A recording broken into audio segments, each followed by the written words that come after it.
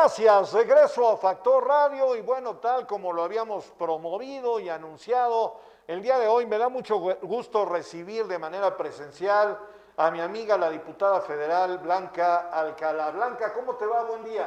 Hola Polo, encantada de saludarte a ti, a toda tu audiencia, felicitarte por este esfuerzo que se dice fácil, pero ya un poco más de 4 años de estar comunicando con la gente, de analizando muy diversos temas y bueno, gracias por esta oportunidad de platicar esta mañana contigo y con todos ellos. Blanca Alcalá, bueno, una trayectoria ya de algunos meses, ¿no? Subsecretaria, secretaria en diversas áreas, alcaldesa de Puebla, diputada federal, senadora, y bueno, ahora regresas a la Cámara Baja. Así es. En condiciones totalmente diferentes, Blanca, a las posiciones que tú ocupaste en donde tu partido, el PRI, pues era mandón, era mandamás. ¿Cómo te sientes hoy regresando al Poder Legislativo y a la actividad política? Bueno, embajadora también. Claro. ¿En Colombia estoy bien? Sí, correcto. En Colombia. Correcto. Bueno, ya una trayectoria muy amplia. ¿Cómo te sientes ahora de regresar a la película activa, pero con un escenario totalmente diferente, Blanca? Pues bueno, primero muy contenta de que, como tú lo señalas, de volver a regresar al escenario, digamos, de la toma de decisiones del Poder Legislativo, en un momento sin duda importante para el país y sobre todo porque me da la oportunidad de ratificar mis convicciones, de por qué la democracia es importante en la construcción de las sociedades, por qué el equilibrio de poderes es vital para que efectivamente pueda haber el mejor entendimiento entre lo que es el curso de una nación y dejar atrás estos ejercicios a veces autoritarios, monolíticos, que siempre amenazan a los países y que en el caso de México, pues tenemos que hacer todo por que no ocurra. Por el contrario, luchar por valores que creo como la libertad, como lo que implica el equilibrio de poderes, como lo que implica el fortalecimiento de los estados y de los municipios, y por esta economía que en un mundo global pues requiere del concurso de todos, de un buen ejercicio de quienes tienen las finanzas públicas, la hacienda pública, pero también de la participación responsable, correcta del sector privado para muchos sectores, como el que esta vez analizamos, que tenía que ver pues con la industria eléctrica nacional. Tocaste el tema de la reforma eléctrica y bueno, para no desviar la agenda, vámonos al tema de la reforma eléctrica. ¿No tienes miedo ahora de este linchamiento, Blanca, que a todas luces es un sinsentido absoluto que tú como representante popular, con todos tus derechos políticos, siendo la voz de la ciudadanía a la que tú representas, ahora resulta que, pues a lo mejor al salir de tu casa, Dios no lo quiera, puedes sufrir una agresión porque resulta que colocaron tu foto como traidora a la patria, Blanca?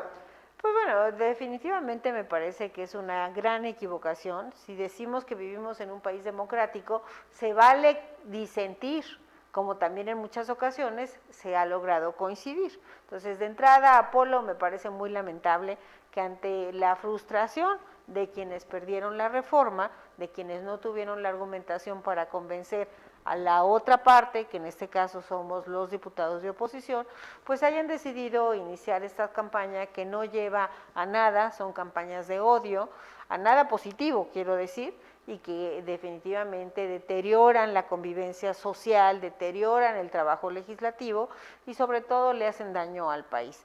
Hay ejemplos muy lamentables en distintas partes del mundo en donde en ocasiones regímenes autoritarios pues deciden efectivamente todo aquello que no está de acuerdo conmigo lo aplastan.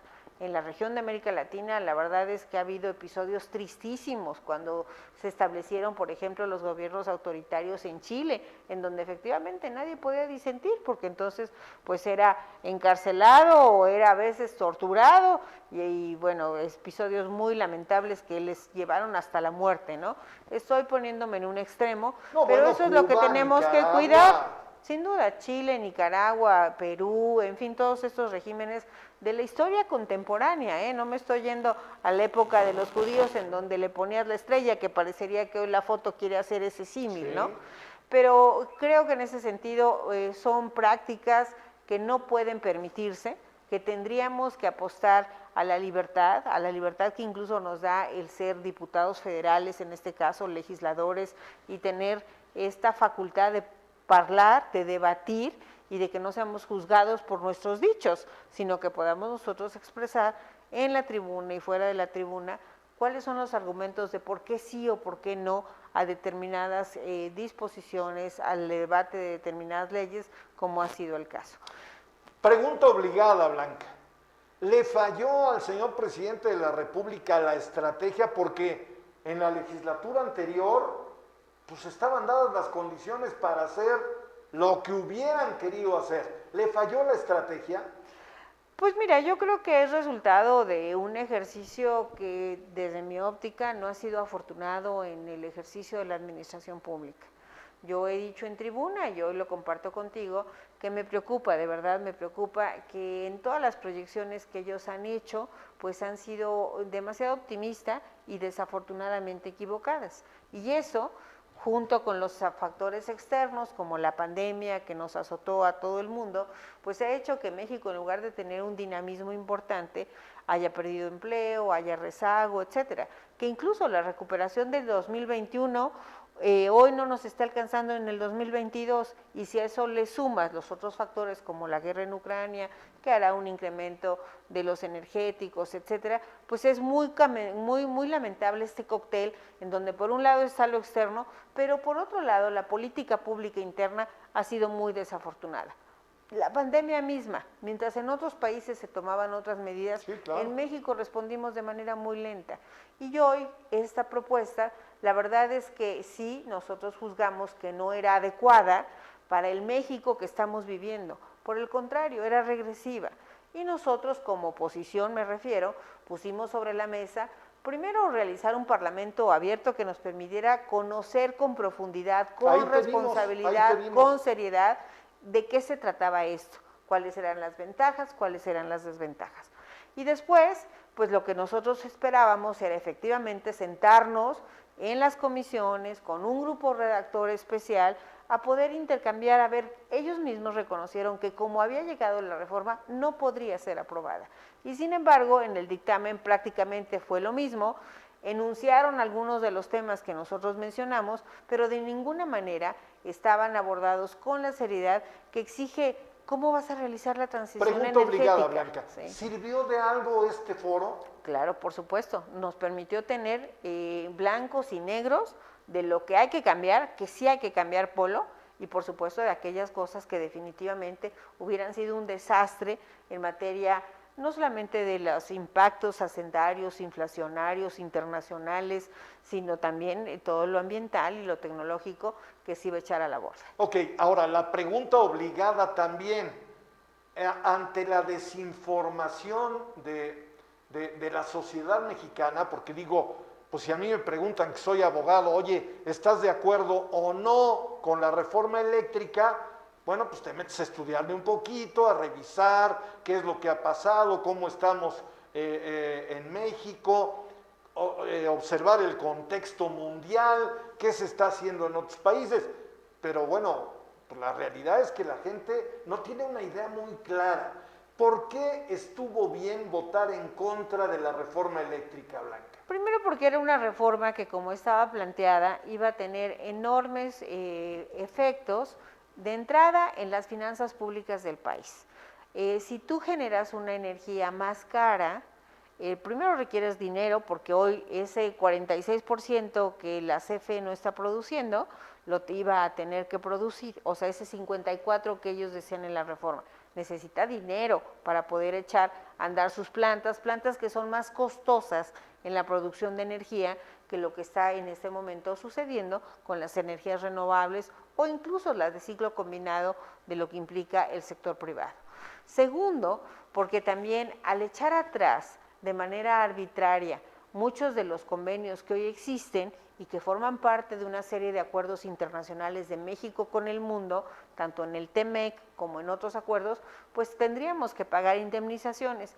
¿Quién las tenía que pagar? El Estado mexicano. El Estado mexicano tiene recursos gracias a lo que todo mundo pagamos de impuestos, o sea, no es que tenga una caja de ahorros por ahí, y menos en un momento en donde nos hemos gastado los ahorros de todos los mexicanos que se habían tenido por años, en el Fondo de Estabilización, en los fideicomisos que existían, etcétera. Tercero, porque era una propuesta insuficiente para poder, por ejemplo, terminar con el tema de la pobreza energética. La pobreza energética, que es una contradicción, mientras que es evidente, y nosotros queremos fortalecer a la CFE, hay una cobertura importante del 92, 97% de todas las comunidades electrificadas en el país, aún siguen existiendo más de 12,000 comunidades que no tienen acceso a energía eléctrica. No tienen acceso. No tienen acceso, pero más grave aún, la calidad de la energía que tienen más de 13 millones de hogares mexicanos es muy mala, es lo que se conoce como pobreza energética, que todavía siguen consumiendo y calentando cosas con leña, en fin, este tipo de cosas. Si hoy incluso con esta propuesta eliminabas el Fondo de Servicio Universal que atiende a estas comunidades y que por cierto no nos han entregado resultados de qué han hecho en los últimos años con ellos, y no tenías una propuesta de cómo resolverlo, pues no era una propuesta suficientemente sólida.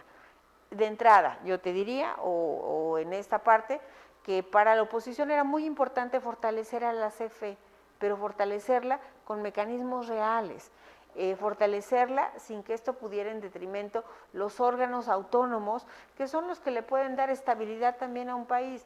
A la CFE, y en este caso se proponía desaparecer las funciones que tiene el SENACE, incorporarlo a la CFE, a la CRE, etcétera. O sea, era una propuesta que tenía efectos múltiples en muy diversos temas que le impactaban al país y a los mexicanos. El señor presidente de la República, diputada, dijo, queremos la reforma para que bajen las tarifas eléctricas. Pues mira, esta es parte de la retórica que en ocasiones los gobernantes suelen hacer. Yo te diría que es curioso, pero de 2019 a la fecha, las tarifas eléctricas no están asociadas a su costo de producción, sino este gobierno decidió cambiar su metodología y hoy está asociada a los índices nacionales de precios al consumidor.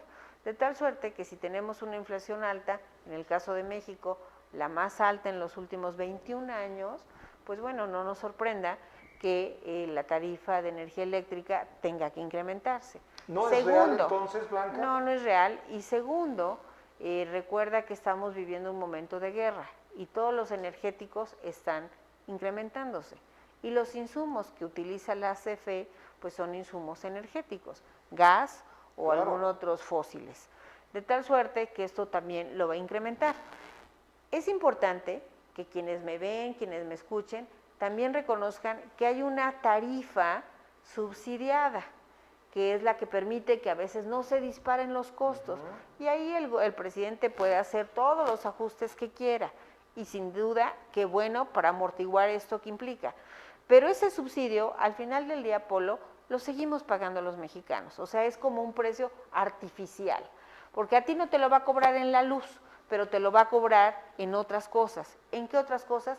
En lo que se deja de gastar en educación, en lo que se deja de gastar en las medicinas de salud. O sea, estamos haciendo un maquillaje de las cifras, porque realmente muchos de estos costos pues tienen un incremento derivado o bien de decisiones de gobierno o bien de insumos del mercado. ¿Qué pasa con para ir terminando, Blanca, con mi gratitud por acompañarme en Factor Radio, ¿qué pasa con las energías limpias? ¿Ahora sí seguirá el tema? Por supuesto, de hecho siempre se pensó que era muy importante que la propia comisión invirtiera, cosa que ha dejado de hacer, en reactivar sus plantas, en tener nuevos parques y también en dar incentivos muy claros a las empresas para que puedan invertir en estas energías limpias. Muy bien, estoy con Blanca Alcalá, diputada al Congreso de la Unión. La pregunta, pues obligada y necesaria, la reforma electoral y las reformas que vienen de Palacio Nacional, ¿pasarán, Blanca, a partir de ahora? Pues mira, todas las reformas que requieren 2/3 partes, la oposición siempre estaremos atentos a escuchar las propuestas y a construir la mejor ley que le sirva a los mexicanos. Nosotros sabemos y hemos sido una oposición responsable que no se trata de decir no por no, pero definitivamente diremos no cuando atente al bienestar del país, cuando atente a las instituciones electorales y a la democracia, como a veces se intuye de las declaraciones que se hacen en relación con los órganos en la materia. Dame permiso, esto lo digo yo, no lo dice Blanca Alcalá. Yo recuerdo que cuando gobernaba el PRI en este país, con todos sus errores, aunque tenía mayoría calificada, consensuaba, analizaba, convocaba, tomaba decisiones y por supuesto tomaba criterios hasta donde yo recuerdo de la oposición. Hoy desafortunadamente la consigna fue con las comas y con los puntos, ni un cambio. Esto no es posible en el mundo globalizado que estamos viviendo. Blanca Alcalá, te vimos el viernes pasado aquí en Puebla acompañando al alcalde Eduardo Rivera. ¿Qué andas haciendo en Puebla? ¿Ya estás en campaña? No, bueno, yo soy una muy orgullosa poblana de mi tierra, de la ciudad que tuve el privilegio de gobernar, y atendí una invitación del alcalde en un programa que en mi época también fue muy exitoso, que es la Contraloría Ciudadana o la Contraloría Social. Y bueno, aprovechando que justamente el espacio de los días de la reforma me habían permitido regresar a mi tierra, acepté su invitación, saludé a los ciudadanos y por supuesto desearle todo el éxito al alcalde en estos esquemas que permiten ampliar la participación ciudadana, coadyuvar a la autoridad en saber que efectivamente las acciones, los programas se están realizando de manera exitosa. Para terminar, Blanca, con mi agradecimiento por tu presencia en Factor Radio 2024. Pues 2024 será una fecha, una cita importante para todas las y los mexicanos. Tendremos que pensar si queremos un México que siga siendo sólido democráticamente, que tenga libertades, y seguramente todos tendremos que poner un granito de arena para que tengamos un proceso electoral sólido, importante, incluso que nos permita pensar que México siga siendo un país de democracia plena, como la queremos las mujeres y los hombres de todas las edades. ¿El PRI seguirá en esta coalición electoral con el PAN y con el PRD, incluso pues ya que se defina el candidato a la presidencia de la República?